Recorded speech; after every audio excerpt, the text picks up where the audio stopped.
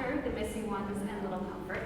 He has been nominated for Edgar and Agatha Awards and received stars reviews in Publishers Weekly, Book List, and Library Journal. He lives in Roslindale, Massachusetts with his partner Michael and his favorite reviewer, their lab, Edith Ann, who likes to read his first drafts and not to eat them. Next up, we've got D.J. Palmer, who is the author of numerous critically acclaimed suspense novels. He received his master's degree from Boston University after a career in e-commerce, shifted gears, and is now writing full-time. He lives by the ocean in Massachusetts, where he is working on his current novel. Besides writing, DJ enjoys yoga, songwriting, and family time with his 2 children and his ever-faithful dog. I also love dogs. Sarah Stewart Taylor is the author of Sweeney St. George series and the Maggie Darcy series.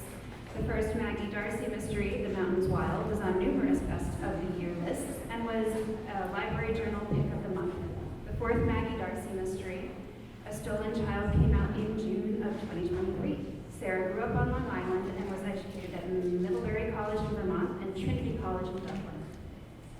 She has worked as a journalist and writing teacher and now lives with her family on a farm in Vermont where they raise sheep and grow blueberries. Sarah spends as much time in Ireland as she can.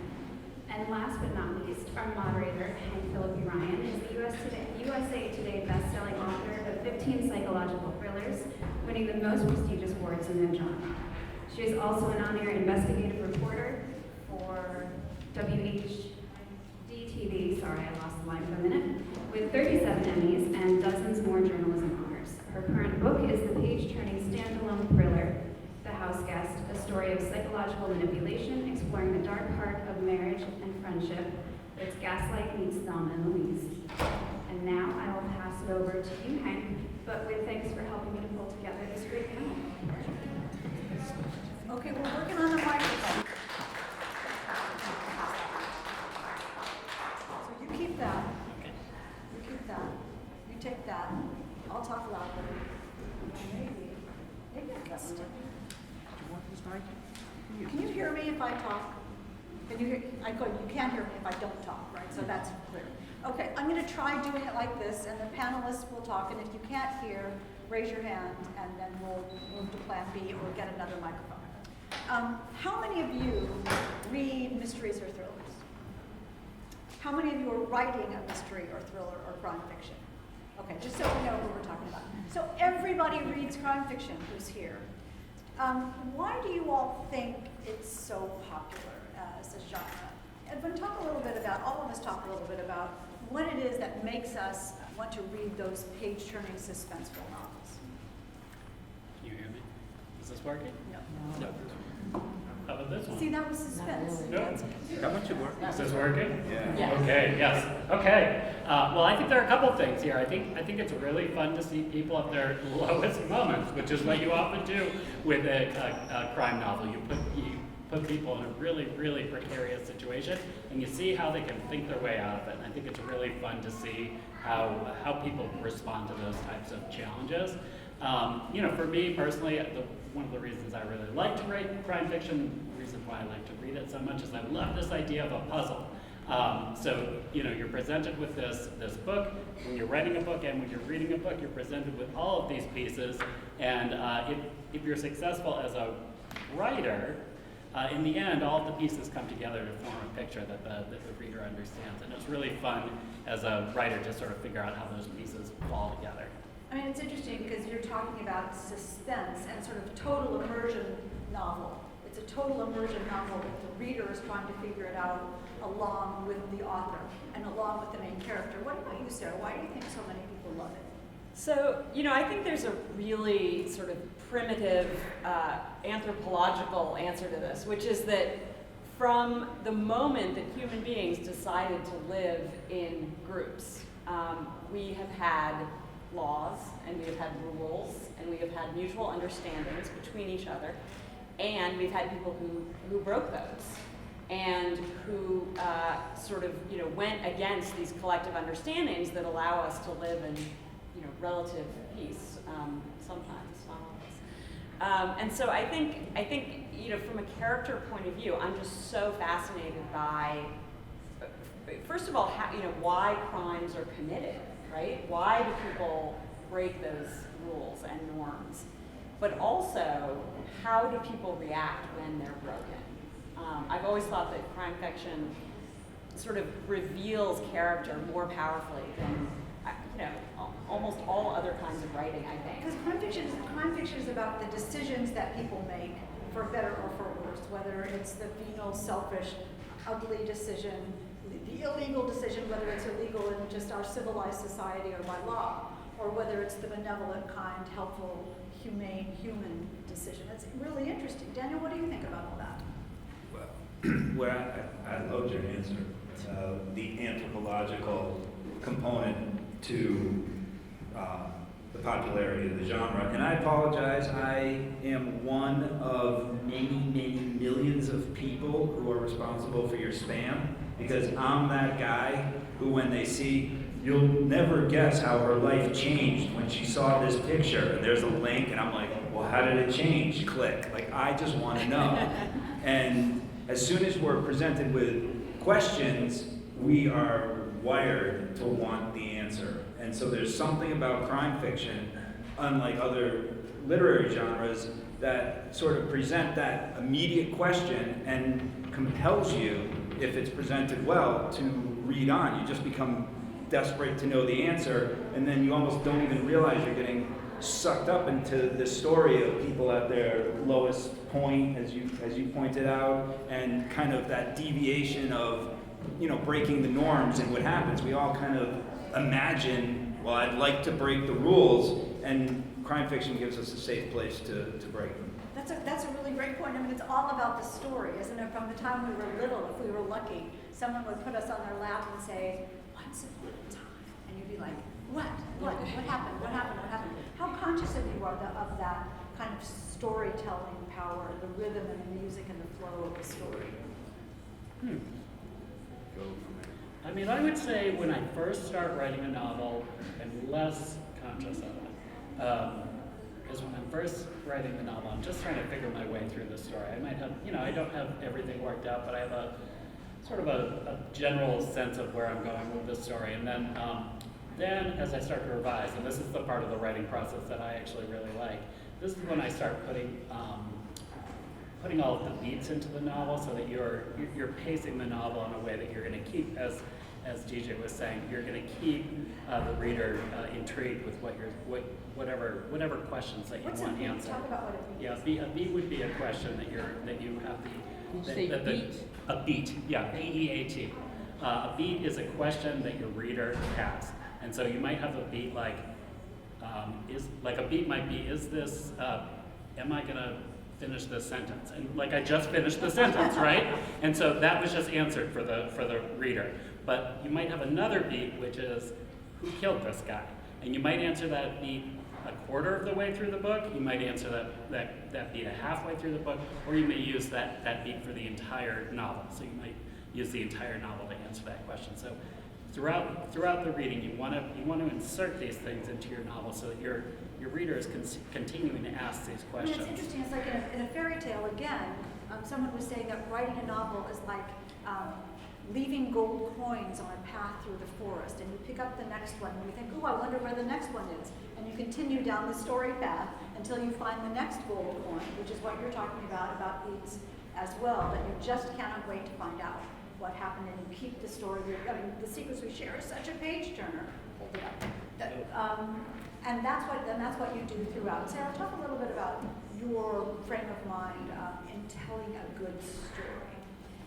Yeah, so I really like Edwin's answer, because I also am, in my first draft, am just sort of muddling through and like just getting something down the page that then I can shape and work with. And so I know in my first drafts I'm not achieving any of that great stuff that might come later. But in revision, I hope to put it in. I think when I most think about that sense of drawing someone in and capturing someone's attention is in the first few lines. And I'm such a fan of authors who manage to craft those just amazing first lines of novels that somehow kind of encapsulate the entire theme of the novel and also make you want to keep reading and also be introduced to a character. And, you know, I rarely achieve that, but it's something that I always kind of am aiming for, that, you know, that someone would read the first couple lines and that's Well, that's it. what you want. That's And it, they're that was hooked. my next question. So after we get to Daniel, I'll ask you all to read your first line and talk about Sure. why you chose that. But what you want is to have someone walk into a bookstore, speaking of which, wicked good books, walk into a bookstore, pick up your book, and have someone say, have them open it and say, oh, I can't wait to read this. Oh, this sounds good. And we know that. We have that kind of blink reflex. Go ahead, Daniel, about the story. So, in terms of just what I'm thinking about when I started, I love what you said, Hank, about rhythm. Like, it is a musical thing, and we use beats as a kind of a marker for sort of creating structure around our story. We kind of craft it. I always start with a what if question. I don't know if you do that. I ask myself, like, what if blah, and you know, obviously something a little better than blah, but what if you insert your what if question here. So it could be, you know, I usually try to keep them to 28 words at most, and it creates this sort of framework for me to begin to start to build the world around. And that what if question ultimately becomes kind of the question we're going to answer at the end of the book. But really, what I try to think about mostly is the characters. Who is this story about? Who are these people? And then as you start to get a better sense of who the characters are, the writing kind of creates a rhythm around them. Each character has kind of its own singing voice, if you will. And I really do. I hear it in my head as a musical thing, the rhythm of my own prose. And then I see it also as if I'm the director. So I kind of try to write in that way. That's such a great point. I love that point, that idea of the movie in your mind begins to unfold. And I promise to get to the first lines, but what do you think about that? Do you all envision your novels as you're writing them? Are you where Maggie is? Talk about that. Yes and no. You know, I think that we all have become more cinematic writers with the sort of proliferation of, you know, just there's so much media that we can consume all the time at home without having to go to a theater. And so I think we all probably have shifted to a more cinematic style of writing. But it goes back and forth. Like, I'm a real fan of what the written word can do that film can't do. And I think, you know, it's character nuance, and it's, you know, effortlessly flashing into a different consciousness, a different point of view. I think it's giving backstory, you know, in a way that you can kind of slide in and out without having to be like, okay, change of scene, all the costumes are from the 70s now, we're in a flashback, you know. So yes and no, but I picture my locations, I picture my characters as I'm writing. I love the way you said that. So I teach at Emerson College, if anyone knows it. I teach in the MFA program there, and one of the things that I'm always telling my students is that the big difference between fiction, other storytelling media, is this idea of interiority. We can actually get into the head. We could tell a story about just this panel, and we could get into each of the heads of the panelists and explore what each of us are, you know, like the terror that I'm experiencing right now, the joy that Hank is experiencing, you know, whatever. We could explore all of those different things, and we can go back and forth between all these different characters, or we can pull completely back and just do a single point of view, and only tell the story from that point of view. So, as far as cinematic goes, I always know when a novel is finally coming together, when I start sort of seeing it in my mind. When I first started a novel, I might have a few different scenes that I can imagine, but they're not connected, and I don't quite know how they fit together. And those are the ones that I go to, that I get really excited about writing, because I can see them in my mind. I know what they mean to the story. And once they start connecting, once they start feeling very, very seamless, that's when I know that the novel has started to coagulate for me. I love that. I just got goosebumps hearing about that. I heard when your book becomes real. That's what that is. Yeah. You have a marvelous first line. If you'll read it for us, and then. Gosh. I don't. You know, the funny thing. So this book I wrote, and then I wrote another book, and now I'm writing that hasn't come out yet, and now I'm writing a third book. So I always have to remind This would be a myself. nice surprise. Okay, so this takes place in 1995, and the first line is, Natalie Kavanaugh had a secret, one that made her stomach hurt, and one that she had to keep to herself till she could figure out what to do next. Now, who's Oh, not that's a going to good keep first reading line. that, right? That's a Talking good about the first line. story question, you have to know. You have to know it.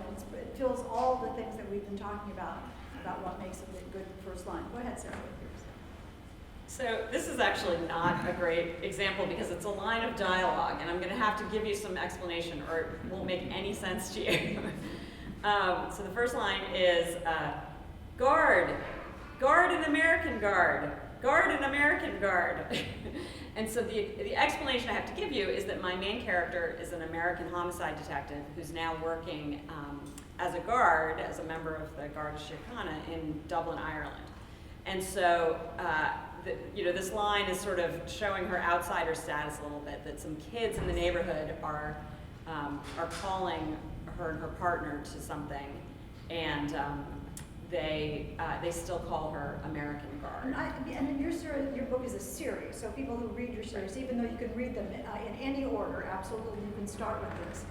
Shows that she's new, she's different, she's an outsider, that the people recognize her as different, even kids recognize her as different, and they can't resist but marking her different. Exactly. Throughout, and it works beautifully in that context, absolutely so. If it's okay, I need to read 2 lines, but the second one is very short, but it will explain. Palmer. I know, always breaking the rule, always breaking the rules. This is from My Wife is Missing, which is this book right here. And it's, as Michael Hart rounded the corner to his hotel room, he saw a small, lifeless shape lying on the floor of the hallway. It was Teddy. And the reason I had to give you the "it was Teddy" is this was based on a true story that happened. I was skiing up in the White Mountains with my daughter, and I was walking back with some coffee or something like that from the main lodge area, and I'm on this cold walkway. It's desolate. And as I'm walking down the walkway, there's this little shape in front of me, and I kind of get closer and closer and closer, and then I realize it's some kid's teddy bear that's just lying in the snow. It's got little ice. It's like it's been dead, and I've discovered a dead, fuzzy body. And that always stuck with me. I took a picture of it, and I was like, someday I'll use that in a It's just so interesting. Our lives are so ridiculous because a regular person would think, oh, somebody lost their teddy bear. Yeah, I'm like, and we would see an entire thing. I saw an entire, yeah, I'm like, first of all, that kid's gone. Yeah. That was a clue. Kidnapped, that's a clue. I love that. Earlier we were talking about, I want you to tell about your book, but not in a long synopsis. Can you just tell about your book in 5 words? I mean, The House Guest, for instance, I always talk about is greed, betrayal, divorce, sisterhood, and revenge. Greed, betrayal, divorce, sisterhood, and revenge. And that is The House Guest. And you know what the book is from just those 5 words, but it's really hard to come up with that. What are your 5 words that you came up with? Go ahead, Daniel, since you have the mic. Well, I like yours better. I made them a sentence, and now I don't like, mine was just husband searches for missing wife, which I know is kind of the title of the book. Isn't that good? No, doesn't that mean it all works? It's all Yeah, there's more to the story than that because it's a lot of pages, and I was. What genre is your book? Let me ask you that as well. And why is that important in writing that?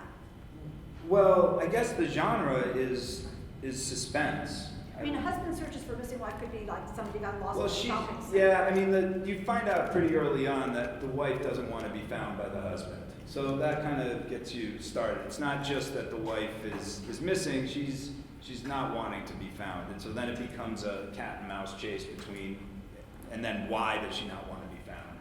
I mean, in husband searches, there's the verb that you have, and that's what your whole book is. Yeah, it's really this search, this hunt, this chase. And in fact, one thing I'm very proud of in this book, and I believe this is true, I cannot prove it, but I believe this book features the slowest car chase ever in thriller writing history, because she's fleeing him and has her 2 kids in the back seat, doesn't want to go too fast. He doesn't want to cause an accident either, so they're just kind of slowly going through these little streets. That's I like suspense, though. That's perfect suspense. I once had an idea for the slowest chase in the world, which was people changing seats in a movie theater. Wouldn't that be kind of cool? Somebody moves, you don't want to, upset anyone. Sarah, what are your 5 words? So, so this is my newest book, which is called A Stolen Child, which, like My Wife is Missing, gives you an idea of what the book's about. And my 5 words would be Ireland, murdered model, missing toddler. Oh. Everybody goes, oh. And we get that totally from that. Was it fun to figure out those 5 words? I don't know, did you have to, you started with Ireland, that's so interesting. Yeah, it was funny because I live in Vermont, so I had kind of a long drive down here, and so on the drive I was thinking about my 5 words, and I started out with something very different. And I started out sort of with my main character, it was sort of like American detective looks for child or something. And then I realized that I really want, that Ireland, when I'm describing my books to people, that's really important, that they're set in Ireland. It's about an American detective in Ireland. And when I talked about the missing toddler, it's really important that you know that her mother was murdered and she is therefore missing. Right. Everybody's worried about the missing toddler, but everyone's reading about the murdered models. Let's be honest. Yes. So it took me a little time to arrive at it, but it was fun. It was a fun exercise. It's more than what you think it is. I always think it's more than what you think it is. It really to get down to the essence of your novel in 5 words makes you really clarify what your novel really is, I hope. Yes. Edwin, go ahead. Can you guess what the first word of mine is? Secrets. Secrets. My words were, it's gonna change one now. No. So secrets, friendship, revenge, sisterhood, and compartmentalization. Oh, I love that. So that means real secrets, that someone is hiding something that they don't even want to face and they're hiding it on purpose. Yeah, so everyone can, most of us can relate to this. So think about the things you don't talk about in your family, the things that you think you know the truth about, the things that you have your perspective on, and maybe your sister has a different perspective on. Now just imagine that thing was a vicious, bloody murder that happened in your childhood. And you and your sister have sort of believed that you knew the truth of what happened around that crime. But you kind of compartmentalize it from each other. That's really what this novel ends up being about. And what carries each novel, though, is the main character, because the reader has to be on the train with this character through 385 pages, has to care about them or be interested in them or be worried about what happens to them or be rooting for them or in some way feel connected with them. Sarah, talk about your main character and where she came from. And was she the first piece of your novel puzzle? Great question. I love talking about main characters. So I write a series. So I've written 4 novels about Maggie Darcy, and Maggie really came out of some thinking that I was doing about how disappearances affect the family members of the disappeared. When I went to graduate school and lived in Ireland when I was in my 20s, and while I was there were the first, I think the first 2 disappearances in what would be a really just awful, tragic series of disappearances of an American woman and then Irish women in the 1990s. And it had always sort of haunted me, and I wanted to figure out a way to write about it that felt okay, that didn't feel exploitative. And the way that I sort of came around to it was really thinking about the family members of people who have just disappeared without a trace and have never been found. And so Maggie, in the first book in the series, Maggie is a recent college graduate when her beloved cousin goes missing in Ireland. She goes over to try to figure out what happened, can't, And then 23 years later, she's become a homicide detective, largely because of this experience. New evidence is found, and she goes back. And that's sort of the start of the series. So she really came out of that question of how would having a family member go missing change the course of your life? And it makes us understand Maggie's motivation. We understand why she did what she did and the power of how strongly she feels about that, enough to build her whole life around that. Yeah. And motivation like that can be, and that personal motivation is so powerful, Daniel, which leads us to your novel of the husband is absolutely baffled when he goes to the hotel room and everything is gone and only his suitcase is there. Right, so that was the what if question for this book. It was, what if you go, you're on a family vacation, you go out to get pizza because everyone's hungry, and when you return with the pizza, you find your family is gone. Their suitcases are gone. Everything is gone. The only thing in that hotel room is your stuff. And that was more than 28 words, but I crafted it a little more eloquently than that. And so then I really ended up having to have two main characters in this story. There was the wife, Natalie, and the husband, Michael. And the thing that I'm sure all my panelists and Hank, we all do this, the engine, at least I find in these books, to get us to 380 whatever pages is conflict. Like, we just need conflict. Conflict is the fuel that makes the story work. If there's nobody pushing against somebody else, or there's no issue pushing against somebody else, you know that your story is in trouble. So, but it has to have an engineer, this train, just to repeat Yes. this metaphor to death. And so how did you pick the main character, the husband? So I really picked the main character of the wife first. And what I wanted to do was give her, I knew that the wife was going to question the husband, but how could I make the wife also question herself? And so that's why I gave her insomnia. It was, this kind of insidious condition that the longer you don't sleep, the more your reality starts shifting, and it can lead to some near psychotic or psychosis type symptoms. And so by doing that, I was able to say, okay, is he right, she wrong, is she right, and he's wrong, and who's wrong, and what's real, what's not real, and that way I could start to kind of build these characters around that. And the readers are turning the pages as fast as To they say who's right, who's wrong, and what happens. Great. How about you, Edwin? What about your main character?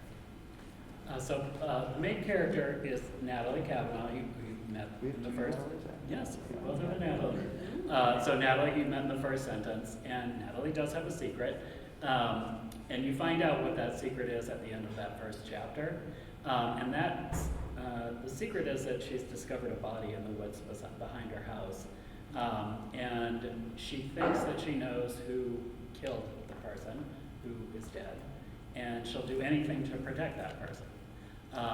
Her sister Gwen will also do anything to protect the person she thinks killed the person that is found in the woods behind them. And that's really what the whole novel is about, these two sisters who will do anything to protect each other. And as Daniel was saying, that's conflict, because only one of them can be right about who they think the real killer is, and that makes the book go, that's gorgeous. Now, I talk about puzzles. I have a quiz for you, and I'm going to ask you to decide which of our authors has this in their background.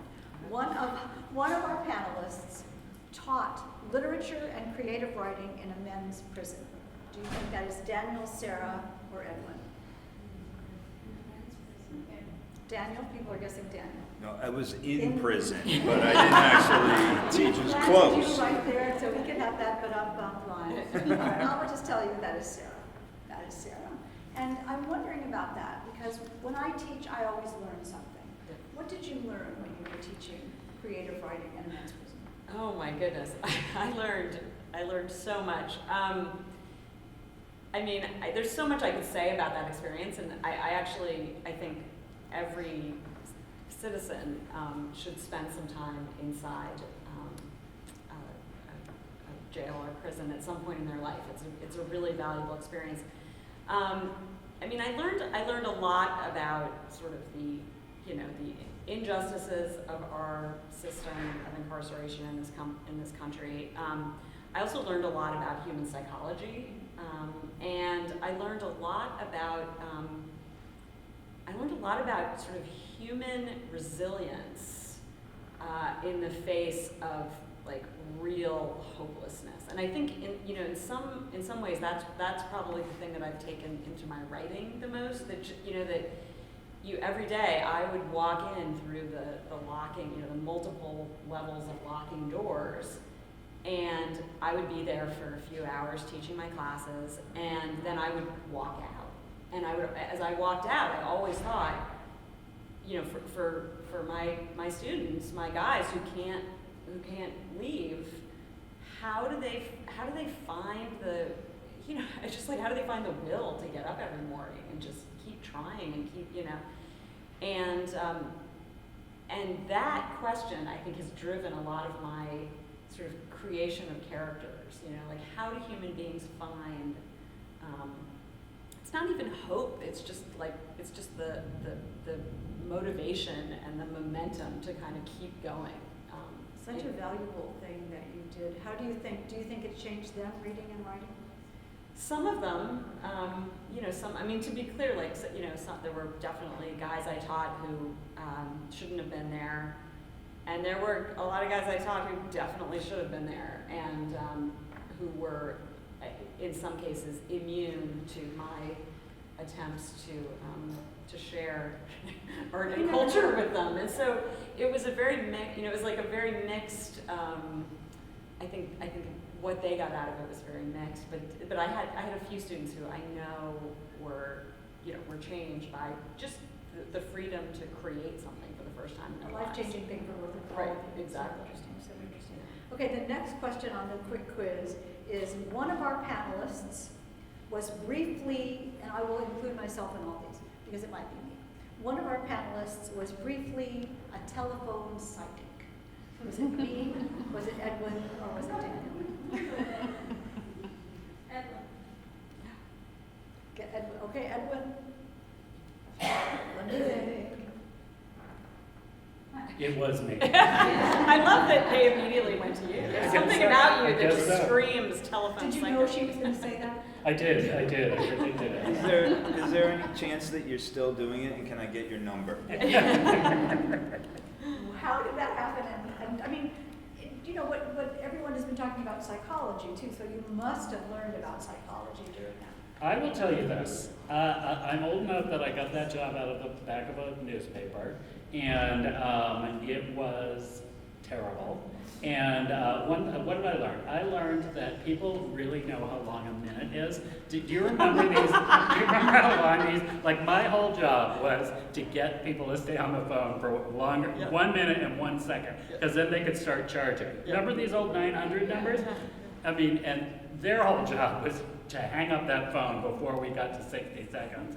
And people do know what 60 seconds is. So you learned about suspense. Yes, I did. And the only thing people call those numbers for are lottery numbers. They want to know what lottery numbers to play. And so my whole job would be like, I think I am seeing a 15. And they'd be like, 15? What's the next one? Anyway, so I lasted for about 3 days. You didn't have to be a psychic to get that job? You didn't Absolutely not. Oh, of course you do, of course. And if you knew the lottery numbers, why would you be working as a telephone psychic? That's a great question. That's a really good question,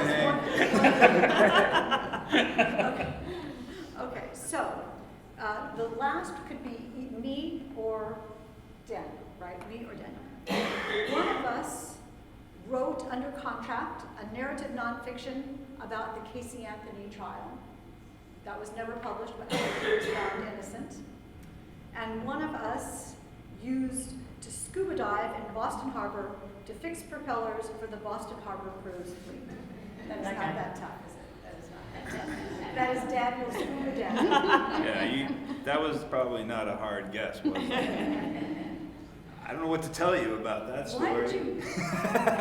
I mean, I guess that's really valuable. Okay, I'm going to just take the metaphor and just go with it. Okay. It's like that's really what lies beneath, isn't it? That's the secrets of people. See what I did? That's the secret of people's lives, and that some of it is above the water level, and some of it is And some of what you see below the water level is as bad as you think it is, because I saw stuff in the bottom of Boston Harbor that was horrific.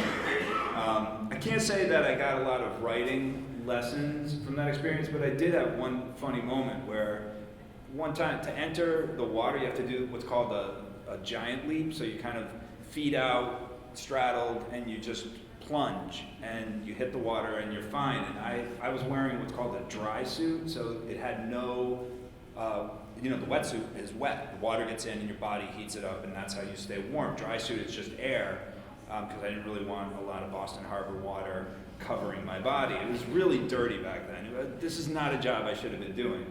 Anyways, I do my giant leap in my dry suit, and it is low tide, and I don't judge it very well. And it's a much, much farther drop than I had anticipated, and I hit the water hard. And the second I hit the water, the CO2 cartridge for my dry suit breaks, and I start inflating.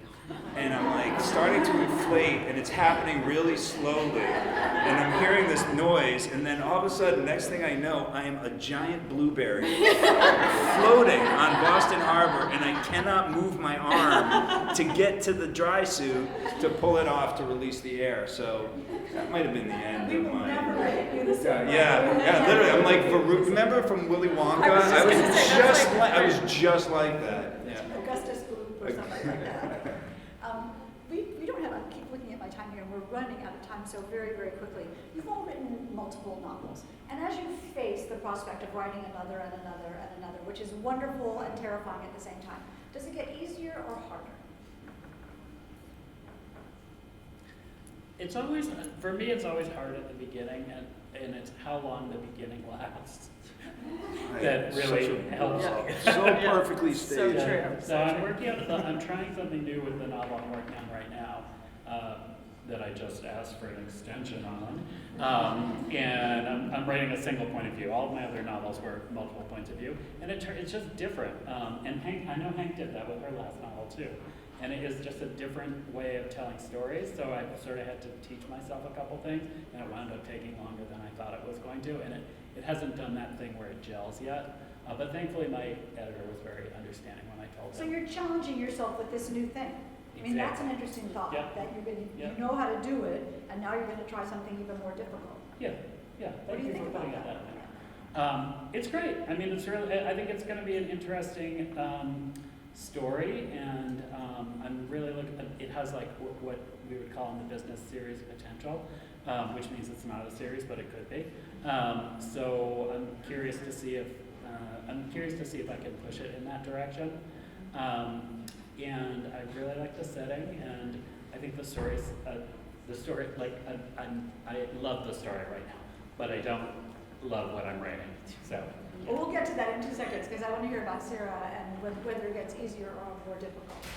So I don't think it actually gets easier. I hate any of you people out there who are writing books, and if you're getting through your first book by thinking, well, at least next time I do it, it'll be easier. I'm sorry to burst your bubble. But what I do think happens is that you learn what your process is, and you learn to trust your process. So I just finished the very, very rough first draft of a new book. And, I'd say the last 100 pages of it are just awful. I mean, they're just so bad. Like, I can't even describe to you how absolutely terrible they are. I mean, it doesn't even make sense. Like, It's so reassuring. if you were to look at these pages, you would just be like, these are the ramblings of a disturbed mind who doesn't even know how to type. It's really, really bad. And after 11 novels or whatever I've written, it doesn't bother me. Like, I know that those horrible ramblings are the first step in getting something that will actually be okay. And so I think that's the only way in which it gets easier, that I sort of allow myself to write terribly because I know that's the first step, and I know I'm not going to produce anything okay until I've written terribly. I mean, it's so funny because the two really important and amazing things about this is that I have a little yellow sticky on my computer. I'm working on book 16 now. Little yellow sticky on my computer that says advance the story, advance the story. Just like, I don't care, just keep going, just write something you can totally fix it later. Fix it Right. later, You can this is fix it terrible, later. but You fix can it fix later. it. Yeah. And the other thing is to sort of embrace the panic, because I've learned after all this time that I always get fearful. I always say, this is never going to work, and this is going to be the time that it doesn't work. Right. And now I follow that up with, I always say that, and after I say that, what happens is I think of the thing. So hooray, I'm panicking, because next will come the solution. And so it's, that, I think it works for life as well. Yeah. What about you, Deb? Go ahead. Can I just say Sure, sure, one sure. more quick thing, because I think that is so smart, that you embrace the panic and it's like it's always darkest before the dawn with writing, and so it's almost like now when I'm in that stage where I'm just like, I have no idea what happens, this book is terrible, it doesn't even make sense. There's like a little bit of excitement there because I associate that now with a breakthrough coming. Absolutely. Sometimes I feel like I have a little overly optimistic about what I'm crafting, and I sometimes think about it like when I was in middle school, I used to audition for the school play, and I would go in and do my audition, and my friends would say, how'd it go? How'd the audition go? I'm like, I crushed it. You're looking at the new lead of Oklahoma right here, and then I'm like, who's the wheat salesman? Because that's what I got. Is that a big role, wheat salesman? And so sometimes I'm like, I think I got it. I just feel like I've done this. I don't even know how many times. I've lost count. And then I turn the book over to my editor, and I'm always stunned. I'm just stunned at how my editor sees it completely different and always right. I don't think I've ever said to my editor, no, I'm pushing back on this. I'm just always like, dang. But then I'm always amazed at how many times I've actually set myself up to rewrite something. I have the right character, I have the right person, I have the right thing, the right event, whatever it is, and I can always rewrite a book, but I need this feedback. I need a lot of feedback. My partner, Kathleen, she's helped immensely. I just constantly am talking about character and what is this motivation and who's that person, and I just have to talk it out, and I need a lot of feedback. But then I'm always amazed how the revision process goes much Steve smoother. Brampton used to call this the magic of writing, that something happens in our subconscious. I'll say to my editor, oh my golly, I can't believe you, she'd say, I love your book about female friendship. And I say, oh yeah, that's what it totally is about. Right. It's not about Thank you. And she'll say, you had it all. You just weren't putting it, you just weren't seeing it. Right. You just weren't seeing I it. describe my job as finding the right words and putting them in the right order. And, Almost, absolutely so. And you all do it so completely gorgeously. We have 0 time left, we're in minus time. We have time for like 2 questions, maybe? Okay, thank you. 2 questions? Yes, in the way back? Yes. Thank you. For anyone who's done a true crime story from real life, do you feel after you've done it and do you feel you need to want to take a break from the genre because these crimes Right. happen? Yeah, I think that's a great question about it. If you write crime or true crime, do you feel like you have to take a break after writing your novel or your book because it's just too emotionally draining or affecting? Is that what you're asking? Anybody have that, feel that way or not? The only time in my life that I've ever felt that way, and in fact I did take a break from crime writing, was when I had very young children. When I was, when I had babies and when I had very young children. There's just something about, I had trouble putting my head into murder and the reasons people would commit murder. But once they were a few years old, I was right back to it. I was fine. Is there an emotional toll that writing your book takes? I usually just dive right into the next one. It's fortunate to have a contract where there's another book, where your editor wants another book, and I try not to disappoint him. It's interesting, when I got to the end of the house guest, after a million revisions. And I looked at it and I realized, I knew I was finished because I was doing revisions and I forgot that I had written the book. I was just reading it like a reader. And I thought, oh my gosh, I guess I'm done. And I just burst into tears. I just burst into tears. So that emotion, I think, is there. Do you feel something at the end of each book?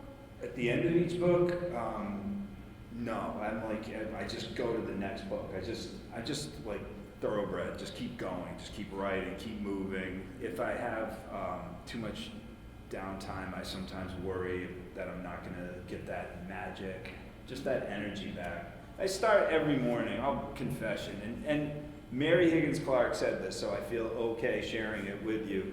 She said, if you're a crime writer and you don't read the New York Post, you are missing out. And I have a literary exterior, sure, but my heart beats tabloid. I just love it. I can't get enough of it. I can't get enough of human crazy. I'm, Florida man. I'm down. So I'm happy writing the genre. And it's interesting too. I read someone say that, I'll get this right, the muse only comes when you're working. And so when we're at our desks or writing or typing, that's when our brains feel happy, and that's when the ideas come. One last question. There was one. Yes, sir, in the back. I know we're short for time, but I think this is actually kind of you answered the last question. So what would you say is like a writer or a book that influenced you as a writer? What was what? A writer or a book that influenced Oh yeah. Good question. Perfect question. Just tell us a writer or a book that influenced you in some way. Let's start. You start, because I'm You don't know this is the hardest question, because we're all like, oh my gosh, I don't want to hurt anybody's feelings. Maybe I should say Shakespeare and then everybody will be happy. I want to be cool. I want to have a cool answer, but I don't know. So go ahead. I always freeze at this, and there's so many books that have been important to me, but one that I often keep in my back pocket for moments such as this is Possession by A.S. Byatt, which is a book about it's a literary mystery and romance, but most of all, for me, it's like a book about how important the written word is to humans. Stalling for Daniel, go ahead. I choose one book that I really like is called Case Histories by Kate Atkinson. I sort of gave up on writing for a long time, and then I read that book and I loved it so much, and she was doing exactly what I always try to do with my writing, which is character-driven crime fiction. And I thought, well, if this woman, Kate Atkinson, can do it, I can do it too. I always look at two books, and it's so interesting. I look at Silence of the Lambs. Yes. Because that is just so tight and scary and good, and the character development is great, and the action is so great, and the editing is so marvelous, and you cannot put it down. And then sort of on the other end of the spectrum, Custom of the Country by Edith Wharton, because that's so about what does someone want, and how far will they go to get it. That's what that book is, and I refer to that all the time. Daniel, okay, we'll go with you. Okay, so for suspense, pure suspense, Silence of the Lambs, we really can't beat that. But also Intensity by Dean Koontz. I remember reading that, going, this book's amazing. You just could not put that book down. And for character development, for me, it was High Fidelity by Nick Hornby. I just loved that. And then my gateway book was Goodnight Moon, which really opened me up to a lot. How many of you had Goodnight Moon read to you when you were little, or read it to somebody? Yeah, It's a mystery. It is a mystery. Where'd she go? You all have been marvelous. I mean, haven't they been? And thank you.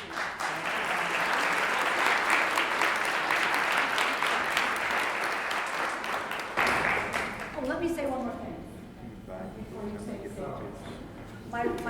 My agent requires me to say this. Hold on. A signed book makes a great gift. Thank